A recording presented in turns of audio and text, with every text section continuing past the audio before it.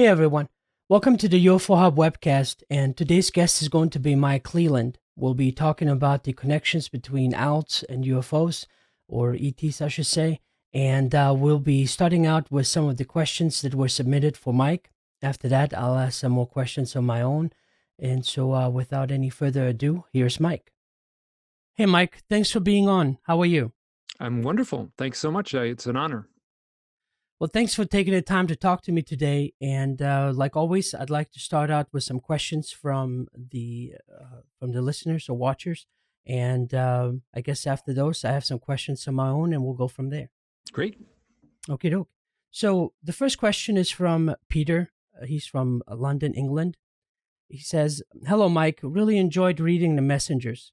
Would you be able to talk more about times when UFOs and owls have featured side by side in films or television, please?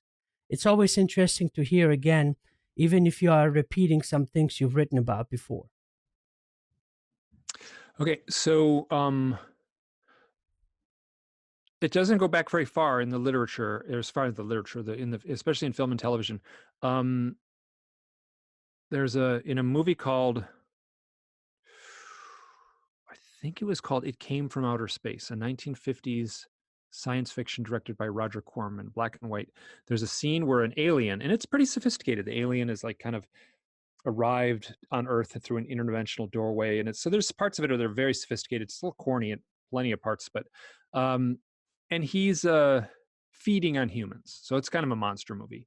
But there's a scene where this man, and he's kind of a man in black, wears a suit and a hat and dark glasses, and takes his glasses off and zaps this woman, and she becomes hypnotized, and it's kind of a her death scene. It's meant to be a scary movie, and they cut to an owl hooting in a tree branch. Now there is no conspiracy, there is no it didn't have anything to do with anything paranormal, but that is the lore of the owl, right? The lore of the owl is it's a set piece in a spooky movie, but that was perfect, right? This is before the literature of The Man in Black came out. It was in the late 1950s. So we have a alien abducting a woman, and at that instant there's an owl hooting, and a close-up of an owl. It's pretty cheesy movie. But and then let's jump up to just a few weeks ago. There's a television series called Project Blue Book. I think it's just called Blue Book, and I think it is Project Blue Book. And I have not actually seen any of the episodes in full. I've seen this one clip, and the second episode of the series, and the series is based on J. Allen Hynek, and they take a lot of liberties, to the point where it's not really based on reality at all. It's total Hollywood fiction, with a few names and places in there that are real researchers and stuff. So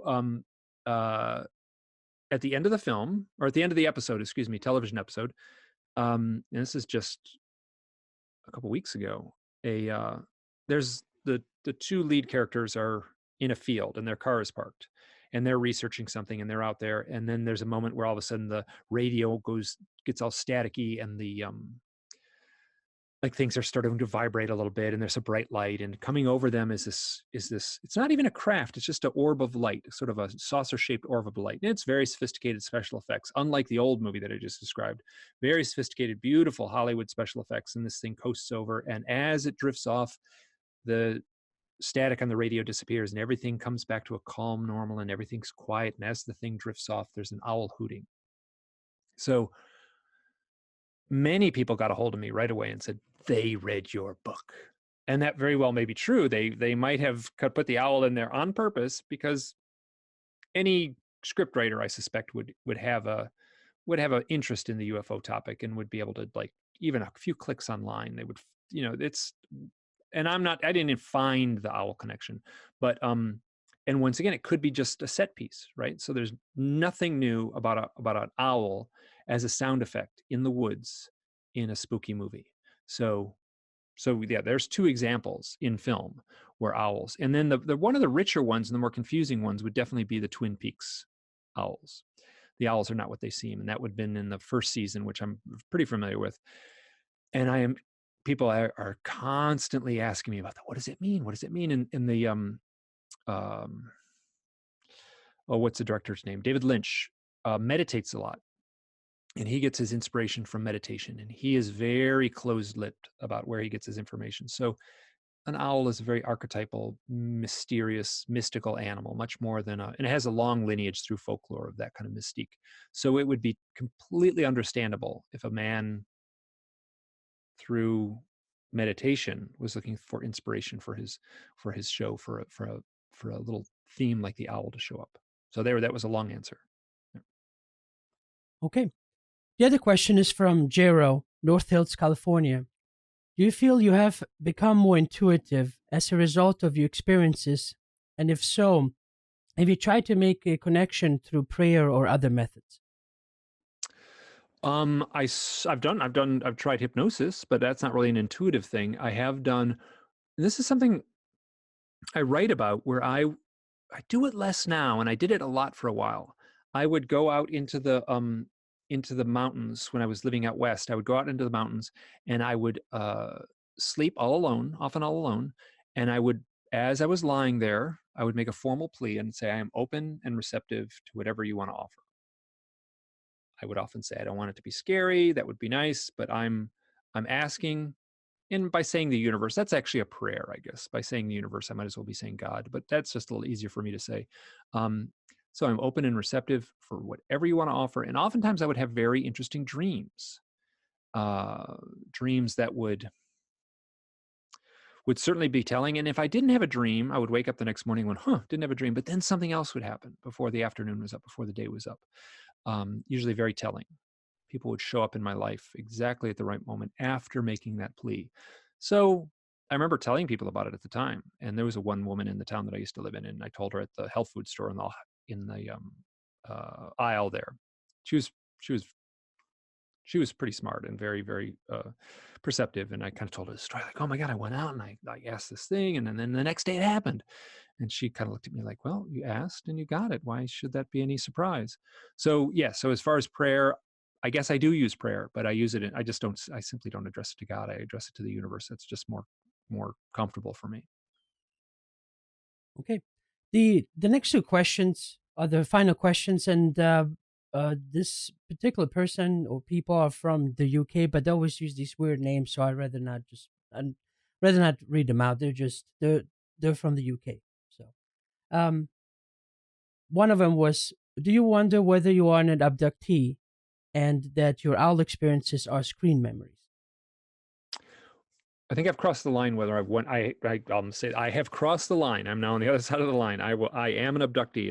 It's a terrible word. Like, there was a point, like, going back a few years ago, where I was so mixed up I wouldn't say it. I had all the clues. Everything was saying, like, every little puzzle piece fit in place, and the picture that was created was that I had had UFO contact of some sort, and I was denying it. I wasn't going to go there. But now I'm on the other side of the line. Yes, I feel very strongly that I am an experiencer, an abductee. Abductee is a rough word because it implies abduction, which is like, that's kidnapping. That's a crime. Um, yes, there's better words probably, but that's the word we're stuck with. So I'm content using it. Um, There's and what was this? contactee. Contactee. I don't really Yeah. feel, well, it's weird. So contactee, what means you're kind of doing their bidding in a way. And in a way, I am writing these books now obsessively, right? Working on these books and pushing these stuff and doing this research. So on one level, I guess I could be a contactee given that definition, because I have speculated. I mean, I'm just going right into the deeper waters here. I've speculated that I have had some sort of contact. Excuse me, that the contact experience has been like a trigger to do this work. Now, am I being controlled to do this work? At times I have certainly thought that. There's no way to know. I simply can't know. But so yes, perhaps. Uh, The second part was whether the owl experiences are screen memories. so I'm going to say, I don't think I've ever. So the owls that I have seen close up. And there's one that begins the book, the big blue book, The Messengers. There's a story that just right, boom, first page starts, where I was camping in 2006 with a woman named Kristen, and we saw owls, and those owls flew right up to us. They landed near us. Three owls, two separate camping occasions, 4 days apart. And they were I am convinced those were real owls. I've had other people come and tell me, oh no, they've told me. I tell my story, they tell me, you're wrong, I'm right. Those were screen memories. I'm like, I was there, and they were doing owl things, and they were on the ground, and they were all about this big, and they were flying around, and I'm convinced if I took a photograph, those were real owls.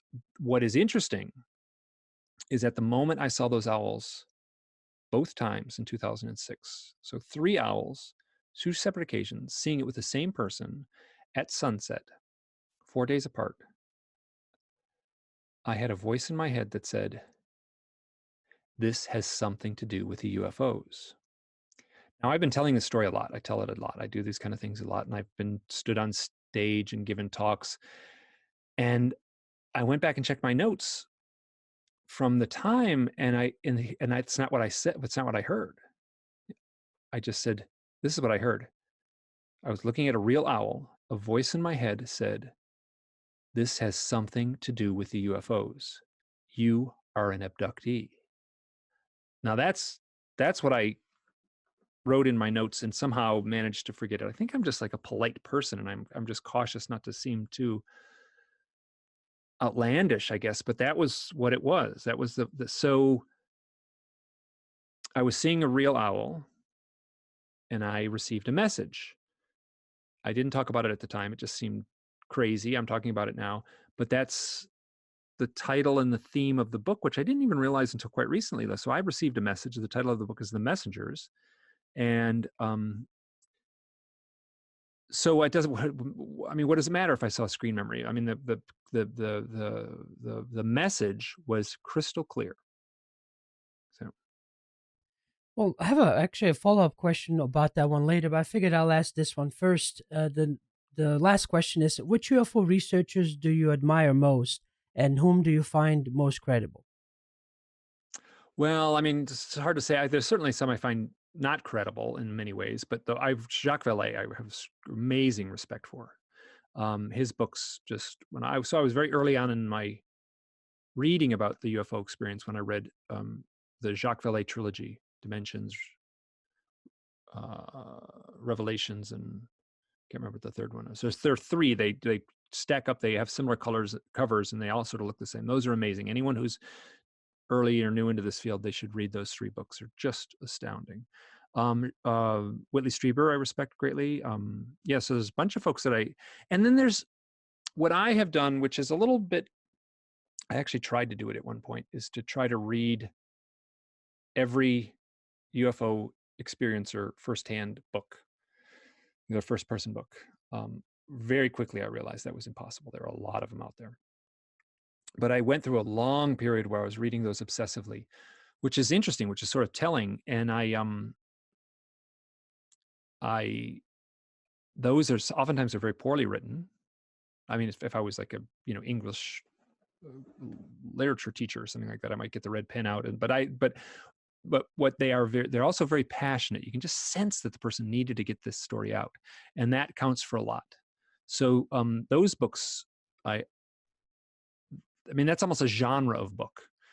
That's not one person. So yes, and it's difficult because who's credible and who's not in this field. There's if you're in these waters, right? You're expected, or you should be familiar with, let's say, many hundreds of cases, and some of those are going to lead you down a blind alley, and some of them are going to be legit, and some of them are going to be almost legit, and some little detail might get mixed up. And when you're dealing with, especially the experience of abduction, you're talking about experiences that are often stage managed by whatever the contacting energies, the non-human energies, sort of behind the curtain. They're stage managing stuff, and they can mess with your memory. So it's a mess to try to sort out. So it's very easy to say, oh, this one detail doesn't fit, right? This person said this and that, but it's like if memories are being messed with, it becomes extremely difficult. So you have some researchers, I mean, all of us do it. I'm sure I've done it. And I've done it. I've said it. I've come back later and said, I think I was out of line on this one. I think I was mistaken. Some of my own experiences, I wrote about them, and then afterwards, I'm like, I'm not going to put too much credence in that one anymore. So yeah, so parsing out who's legit and who's not, and who's credible and who's not, is often very difficult, because you can get a sincere investigator that gets pulled off track. Well, so that's actually pretty interesting because the nature of contact in general, or interacting with interdimensional, or whatever you want to call it, whatever that state is where they are from, is so different and so vastly different from our reality that it's so difficult to bridge those gaps, to make some sense out of it, to be able to convey it properly, because otherwise you just sound like a nutcase. And it takes That's it the takes problem, huh? time. Yeah, it takes time to break things apart, get some more context, at least in my opinion, to then finally be able to use an analogy, at least, to make some kind of connection, to convey convey that point across. Yeah, I mean, so if you're dealing with something absurd, going to a different dimension, let's say, I mean, if you talk to someone at a UFO conference, you confront people telling you the wildest stories, the strangest stories, and I have to sit and listen. And it's very easy to be judgmental and dismissive, but if the phenomena is as weird as it appears to be, then you should expect weird stories. I feel like I'm in a place where I'm very, very cautious. Like, I feel like I can say, I use words like "it seems," especially in my writing. It seems, and perhaps, and one might consider. Like, I'm always giving myself a way out, because I simply don't know the facts of this stuff. And so you have to, if you're speculating, you have to say, like, I'm speculating. Or if I have an idea of what it might be, you have to use the word "might," because it's too difficult to latch on to these hard and fast rules. And some people talk like that. They just talk like it's a hard and fast experience, and you have to take a half a step back and still listen to their story.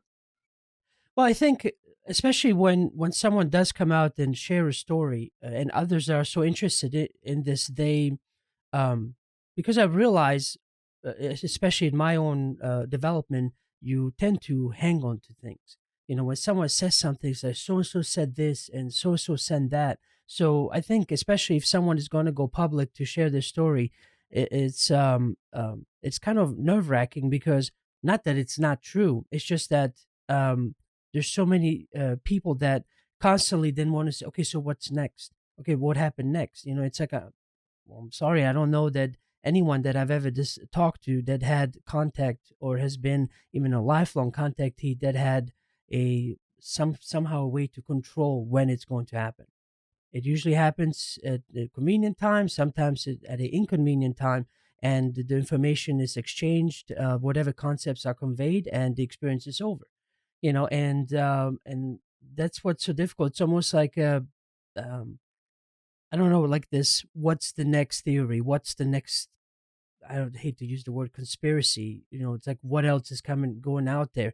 And I don't know. I have to wait. Whatever I'm conveyed, this was conveyed. And Mhm. sometimes it's months, if not even years, until the next information comes. They all think there's somehow the red phone line, direct contact to ET, and said, "Oh well, hold on, let me just pick up the line." Now, of course, in channeling, there is that ability, but most of us either choose not to go that route, or just are not having that experience. I mean, there's some like Bashar. I'm sure you've heard about Oh him, yeah. and I just the channeling information has changed my life, because it got me where I needed to go. It gave me the answers I needed, but what it required is the actual physically going after it, instead of doing what I was doing previously, which was just theorizing, and connecting dots like a conspiracy theory would. Mhm. Well, there's this race and there's that race, and this race is better than the other race, and these are more advanced technologically, while these are more have this wisdom. And it's just silly now thinking back on how I first approached the subject, because there's so much more to that. A deeper understanding and explanation, I think. Yeah. Yeah, I mean it's a complex, mysterious subject, and it and we want to simplify it. Certainly, Hollywood wants to simplify it. It's a very. My sense is that, and I talked about this at great length in the first book, The Messengers, that the experience itself wants to orchestrate itself specifically to the individual experiencing it. So that these events, and that's been in my case in particular, uh, where it felt like the clues were laid out in front of me, and I was the only person who could decipher those clues. Some of the stuff involved maps. It involved sleeping outside.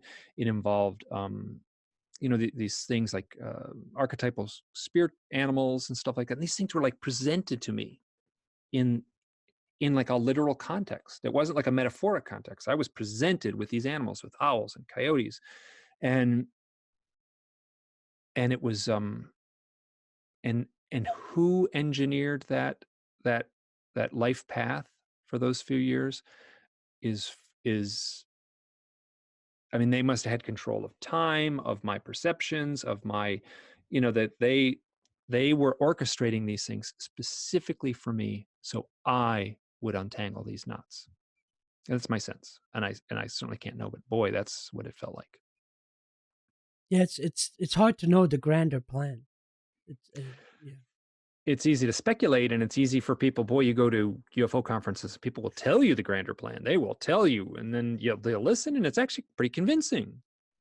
And then you'll step away and you start a conversation with someone else, and they'll tell you the grander plan, and that's pretty convincing too. But it's not the same plan that the other. And then, so two people tell very convincing stories, and then you get up to 50 people tell very convincing stories. None of them are aligned. Some themes are aligned. Certainly a change is coming. That's a theme that I get all the time, and everyone mentions that. And some people will tell you what the change is, and then other people will tell you, and they'll won't quite tell you the same thing that the first person did. So yeah, we're swimming in waters full of, I mean, it's all human perception is impacting how the message gets heard. And I'm far enough down the path at this point to recognize that and not get too emotionally sucked into the to the um to the human editorializing.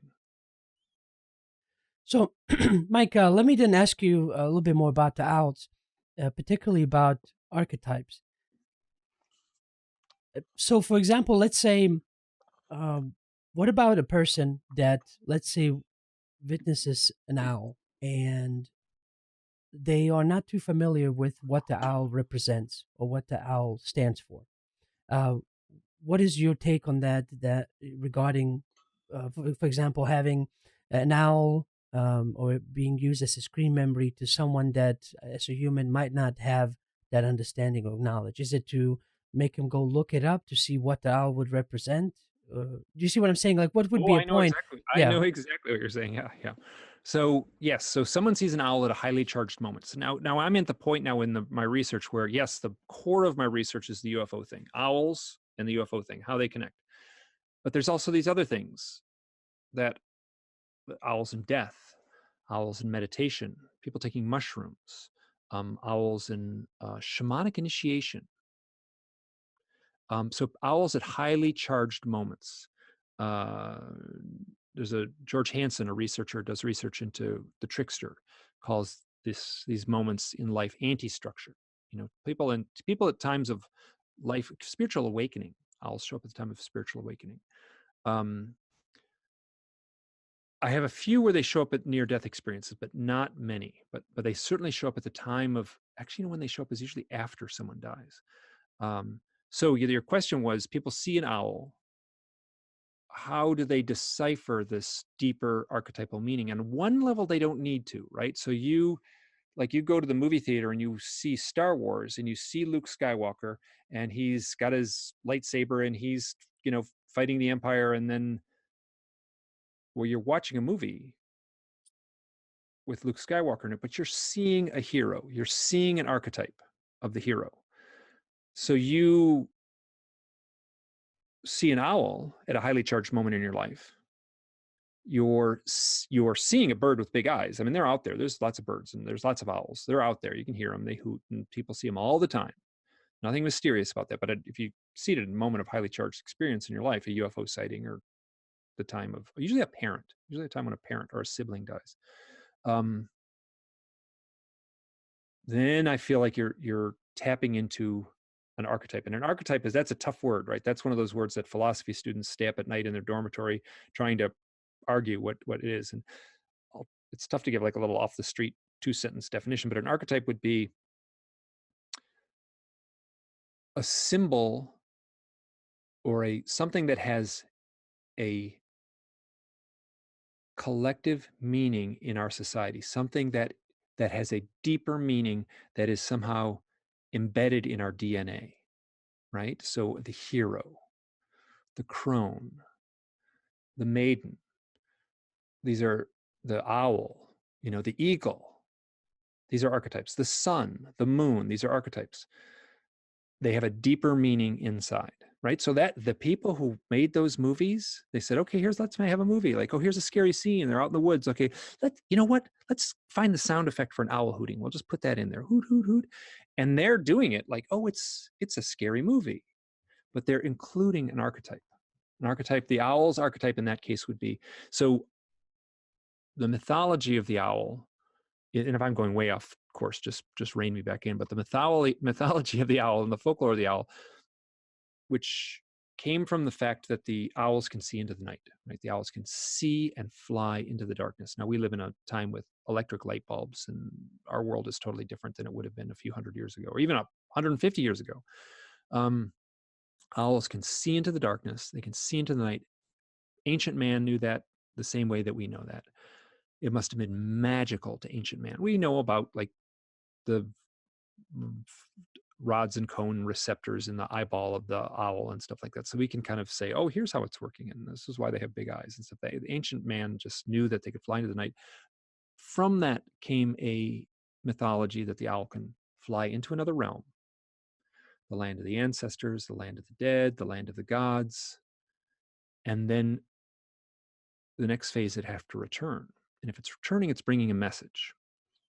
So what that message might be that's up for debate, but I'm saying that the core of the mythology is that the owls travel to a different realm, come back with a message. Now, turn the clock forward to just recently, Harry Potter, the most popular series of books in the history of publication, has Harry has an owl. He has a pet owl. It delivers the mail.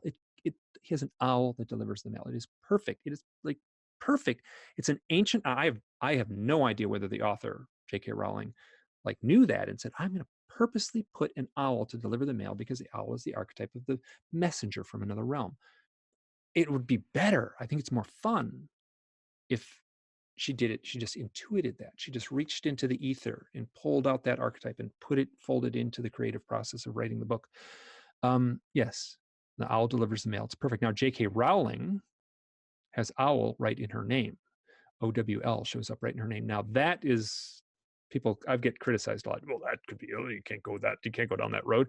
But there are these little threads. They're just little spider web of a clue. And you can pull on those and it kind of doesn't really lead anywhere, but I feel that those spider web clues are important too.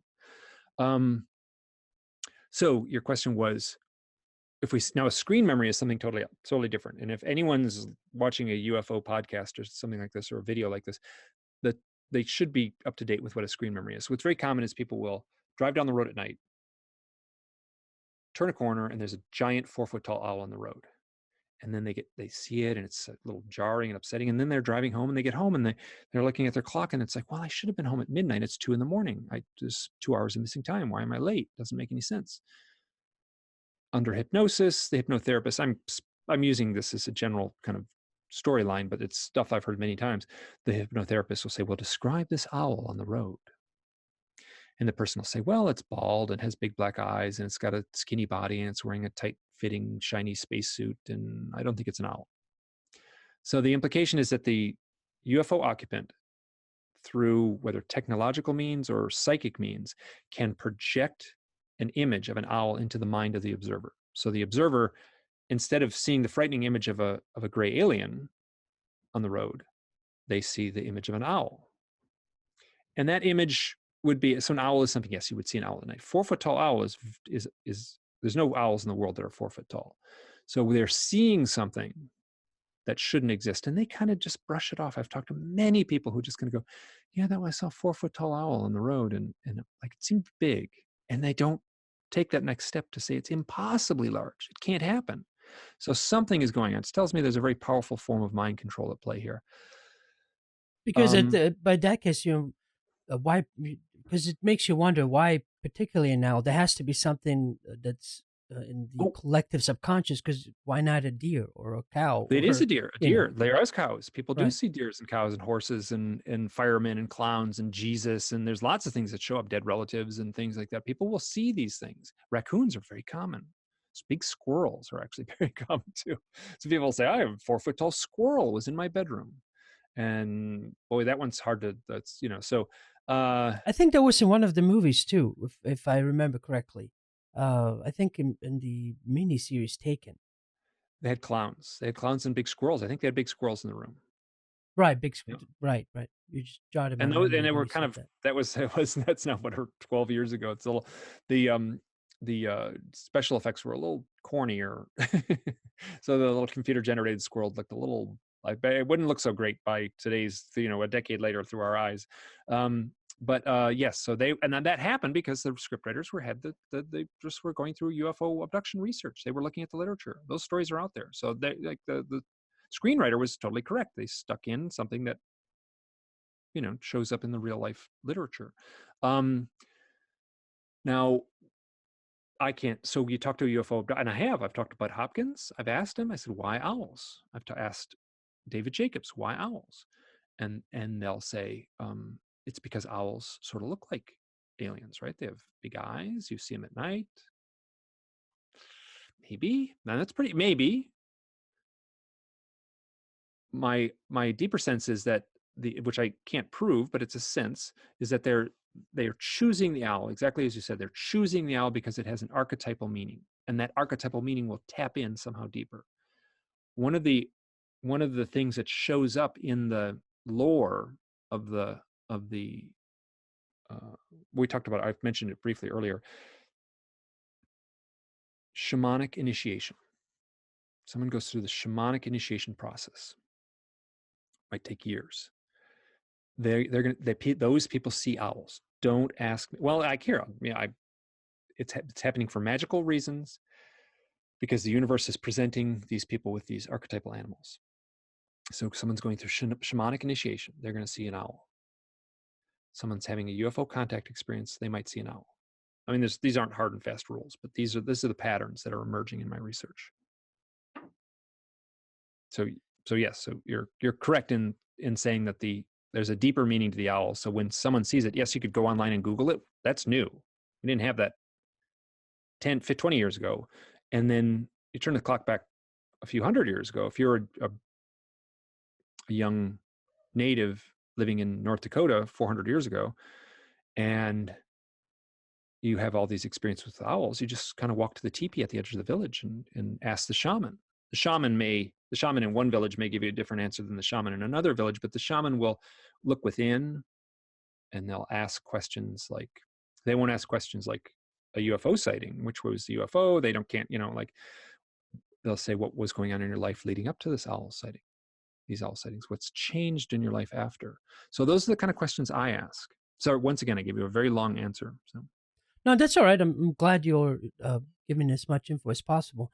So, would you would you suspect that based on what might be coming regarding contact and disclosure in general, that the whole point of all these different people having been shown, uh, you know, things like you have and other experiences to be able to just come out and kind of just establish a base library of knowledge so that when things ramp up even more, there's some kind of reference for the rest of us to be able to just go and say, oh, okay, someone has experienced it. I can read up on it and look at it. And so they don't have to immediately jump to the conclusion that they're going nuts. this is very interesting.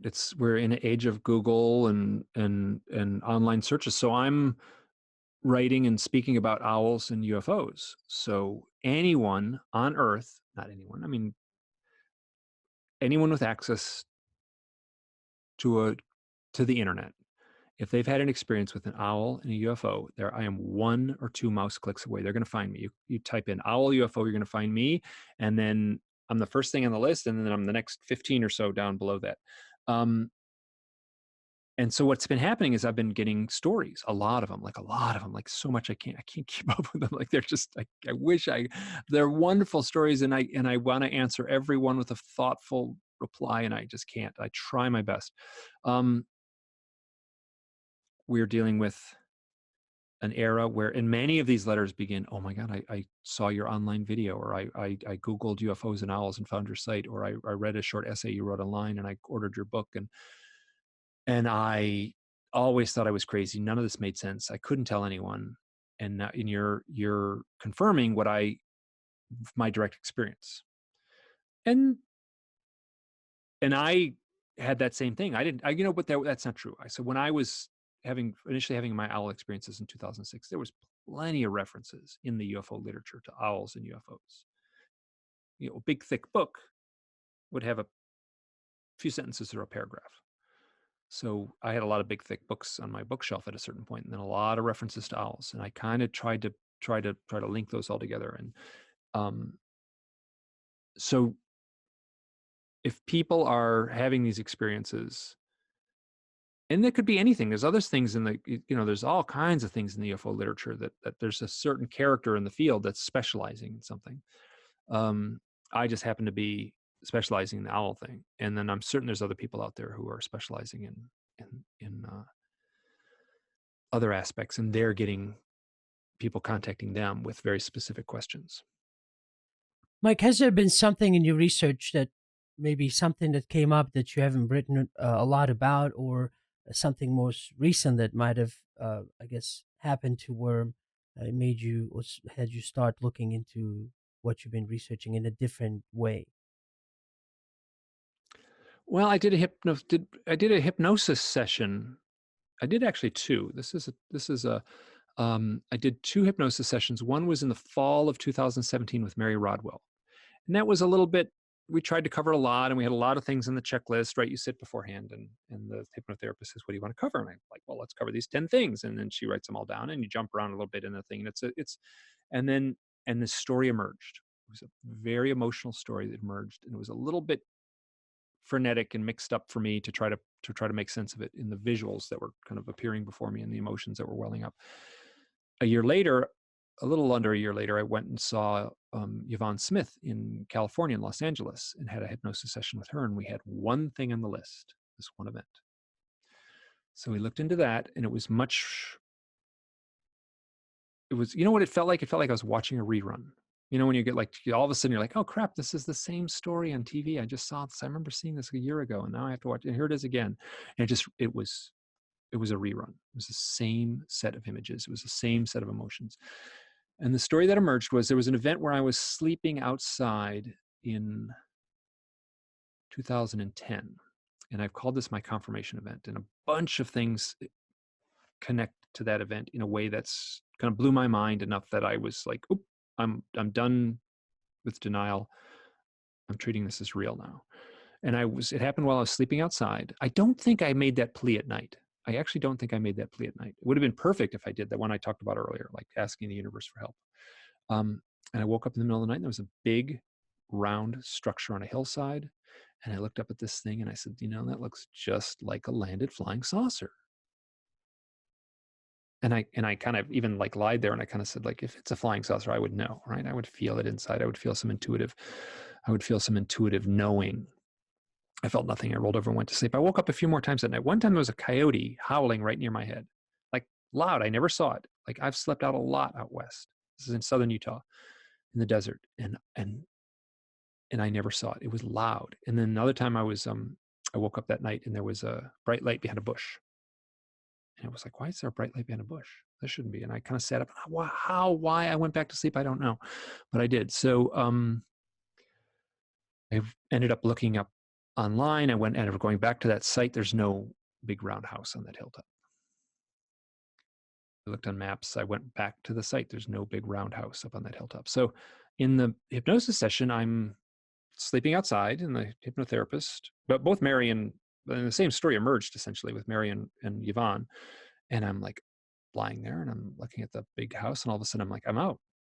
I think I'm looking down at this. I'm looking down at something. And then they're like, okay, you're out of, where are you? And so, well, I think I'm still in the sleeping bag, but now I'm looking down at this round structure. I'm like hovering above it. And they're like, okay, what happens next? And then there's this kind of, and all of a sudden I'm in a hallway. I'm in this hallway and I'm walking around this curved hallway, and I'm immediately aware I'm 6 foot tall, and I'm immediately aware that, like, I'm short. I'm not tall. I'm short. And I'm walking along, and I look to my right and I look to my left, and a little bit of guiding from them, but most of this was just coming in these like these little snapshots.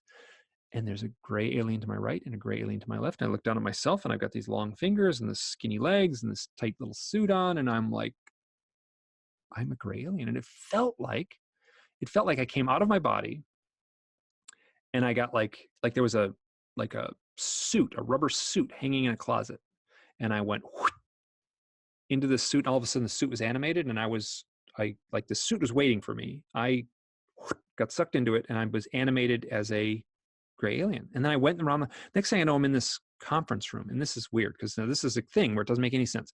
I'm in a conference room. It looks exactly like the conference room in a tacky motel in like Muncie, Indiana, right? It's got crappy, ugly brown carpeting, and it's got beige walls and fluorescent lit, and there's a table, like a table you would get at Kmart, and then on the other side of it is like between 8 and 10. They're kind of, I can't say much, but grayed out. Like I can't remember much. My impression is it was gray aliens. I don't have any memory of seeing them truly, but that was certainly my impression.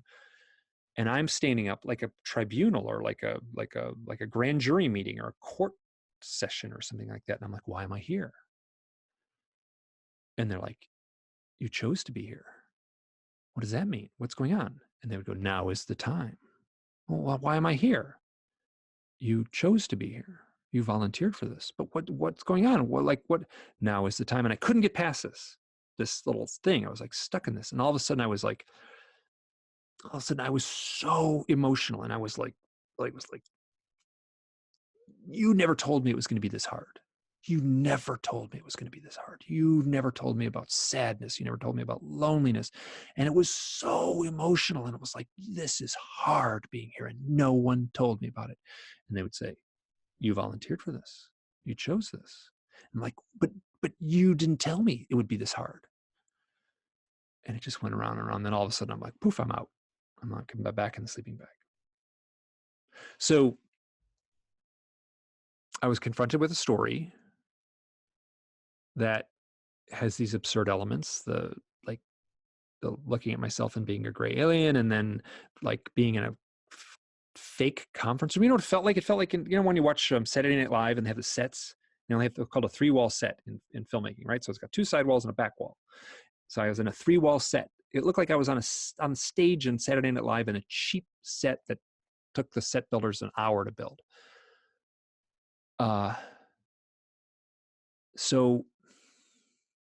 So I'm confronted with this story, and I'm struggling with how to process it, right? So is it real? It didn't feel real. The emotions sure felt real, but the setting and the weirdness and it felt normal. That was almost too weird. It felt normal. And so someone asked me, like, are you taking it literally? And I'm like, no, I can't take it literally. Like I can't. And I actually said, taking it literally would be like trying to balance a locomotive train on my nose, right? Because it would just squash me. Like the weight of this story would just squash me if I tried to like say, it's all true. It's all literal. It might be, but boy, I can't go there. So you asked what's been going on recently. I've been trying to process this, and I've been writing about this event, and I put it on my blog quite recently within the last few weeks, even though it happened last August. That has been tough to try to make sense of. So, so I told a very long story that was very, very personal for me. And hypnosis is a mess, right? How do you, like, I just click, I get these little snippets, I say these things, I feel these things. I could have welled up out of my unconsciousness. it was, I gotta say, it was strange that they exactly matched the two events between the two hypnosis sessions. So yes, so there's that. You asked like what's been going on with me recently. That's the one thing I've been struggling with and working on. I was very hesitant to talk about this since I put it online. I'm it was the right thing to do. I've been putting everything online, and I've kind of made I was dedicated a decade ago when I started the blog to putting that stuff online and sharing the stuff in a way that was thoughtful. And I needed that time to process it and write it out in a way that didn't come out, that came out that felt honest. So, Mike, can you possibly share some stories regarding UFOs and or aliens and owls that some people have shared with you, or possibly something that you've written in your book or books, I should say? Now, I can't remember what I've shared on your other talk when I sat there in Arkansas in the chair there with you. I shared a couple stories, and I don't want to repeat those, but I cannot remember exactly what I shared. Did I share the one about Ben that time and Ben in the uh, driving home? I think you might have, but this is always new audience, and so Okay, good, good. I'll repeating just it tell wouldn't this one. hurt. Yes. So this is one I like because it's right. Okay. So here's a typical one. Right? So guy, and I've got this a handful of times. Someone's. This one guy was camping outside. He's at night. This owl lands on a top of a cactus. Actually, he doesn't even notice it. Doesn't see it there. He's looking at the stars. He's marveling how beautiful it is. He's with a friend. This He's in the desert at night. This owl lands on a cactus, and they're like, "Look, there's an owl. That's really eerie." The owl flies off, and then a triangle-shaped craft flies over them, and and silently and hugs the landscape. I met with him. He was very specific that it was hugging the landscape in this very eerie way that didn't match any kind of conventional aircraft. So perfect, right? Owl, UFO, boom. I get that a lot, side by side. There's one woman who told a story. Uh, she's she's on her balcony. She's in Brazil, and she's in an apartment building in her balcony, and there's this flying saucer that flies across the sky. She's outside in her balcony, and and there's like a building across the street from her, and it flies behind the building, and so she's kind of turning and looking and waiting for it to come out the other side, and it doesn't come out the other side. She's like, "Okay, guys, what gives? Where are you?" And then boom, boom, right at that moment, two owls land on her deck, on her back balcony, and live there for the next month. They're real owls. They're like living there. They're eating. She's like they're eating and bringing mice and stuff like that, and eating them on her deck and stuff. This sounds like real owls. So what does it mean? How do you interpret that kind of stuff? So here's one that I mean, that's got UFO, owl, boom, they're connected. Here's one I haven't told in a long time. So there's a woman. Her name is Susan Kornacki, and this is one of my favorite stories in the first book. It's in a series I call Back to Back Reports. She had told me like, "Oh, I've got an owl story for you," and then it was like a year, like trying to get a hold of her, trying to talk to her, and finally we set aside a time, and I talked to her on Skype, and I recorded. Thank God I recorded. It's an amazing story. So she is with her daughter and her husband. They're now parted, but they're on very good terms. But anyway, at the time they went to an Easter party. It's Easter Sunday, and she she was at this party, and all of a sudden she feels this like crazy energy like running up her spine, like shooting. She said it was like a Tesla coil going off, like crazy energy like running straight up her spine. And she says something weird's going on. I got to get out of here. And I actually asked her like, was it a Kundalini awakening? And she's smart enough and knows enough about this stuff to know what I was asking. She said, I don't think so. No. She just kind of dismissed it. Sounds like a Kundalini awakening, but but I'm just saying that's what I asked. And she said, no, it wasn't. But she said crazy energy running up her spine. And she tells her husband, I'm got to go. I'll take the car. Can you get a ride home? He's like, yep. So she goes home. It's springtime, Easter Sunday, lovely day. She doesn't know what to do. So she's totally got this frenetic energy, and she lies down in a hammock in her backyard. As soon as she lies down, hammock between two trees. An owl lands on one tree, and an owl lands on the other tree, and they start hooting at each other. She's in the middle, and she says it's like there's this energy rushing between me. Now, all I can do is picture like a circuit board, right? And you got two circuits and a little component connecting these circuits together. So she's being like charged up or something like that. She says very clearly, my energy was being altered. her husband comes home. Her husband's kind of a doubter. Her husband comes home, and she's lying there in the hammock, and he says, "How are you doing?" I said, "I feel a little better. What do you notice?" He goes, "There's an owl in that tree, and there's an owl in that tree, and they're hooting at each other." It's like, yeah, yeah. Afterwards, she started spontaneously. She felt a knowing that she should be doing hands-on healing. So she started doing energy healing. I got that story on a Monday. I had a long talk with her. Wow, this is a crazy story. This is a very interesting story, powerful story. That happened on a Monday. On Tuesday, get another story. It's from a woman named Kelly. Kelly, now, so Susan Kornacki, the first story I just told, she's absolutely at peace talking about her UFO contact experiences. She is a UFO experiencer. She talks about it. She's comfortable talking about it. Kelly has had many of the experiences that imply UFO contact. And when you ask her, which I have, like, do you think you're a UFO abductee? Do you think you're an experiencer? She said, I don't know. I honestly don't know. So just going back a few years, her son is now older, but at the time he was 10. She's in her hammock in her backyard.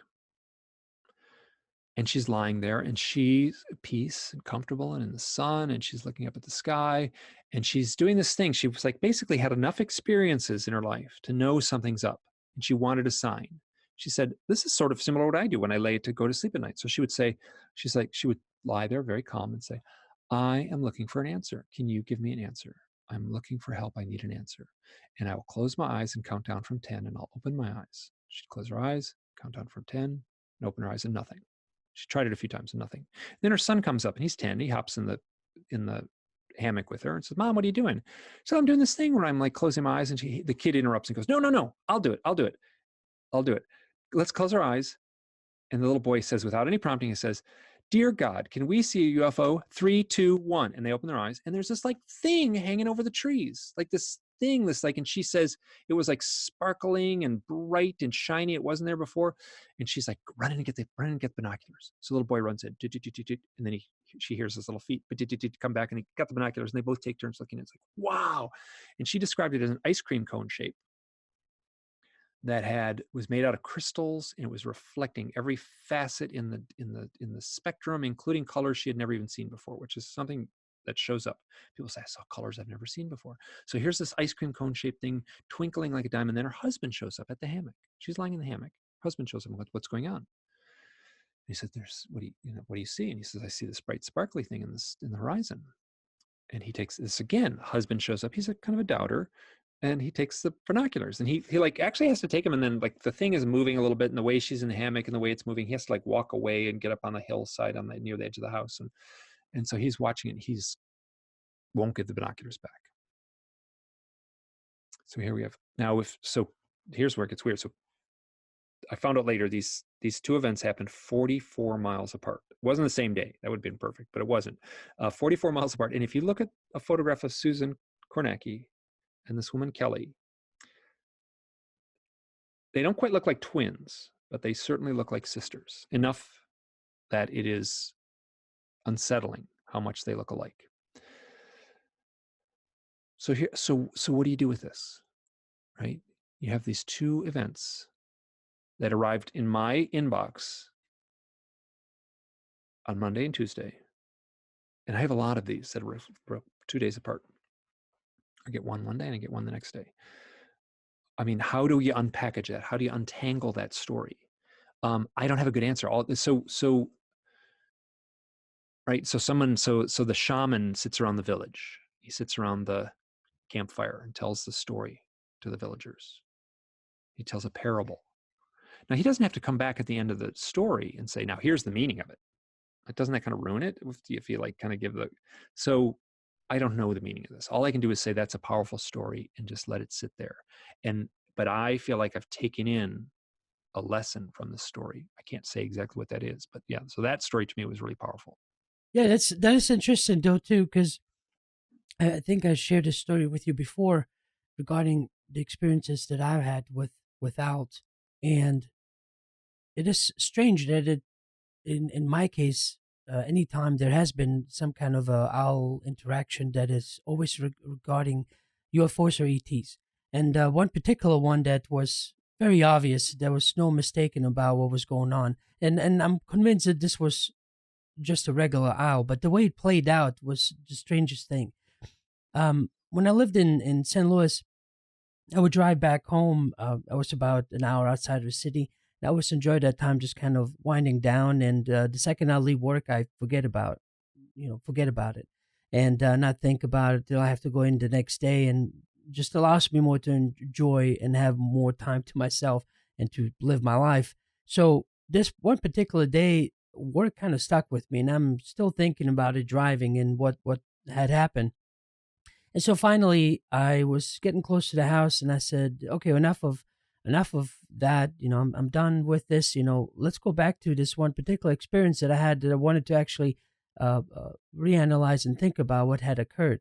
And the second I shifted that thought, I looked up, and as I was driving, there was an owl up on a tree, and it kind of, I guess, started flying at the same time and picked up speed and flying at the same speed as the car is, but now it's about 3 feet away and just flying the same speed, which maybe 30, 40 miles an hour that I was going.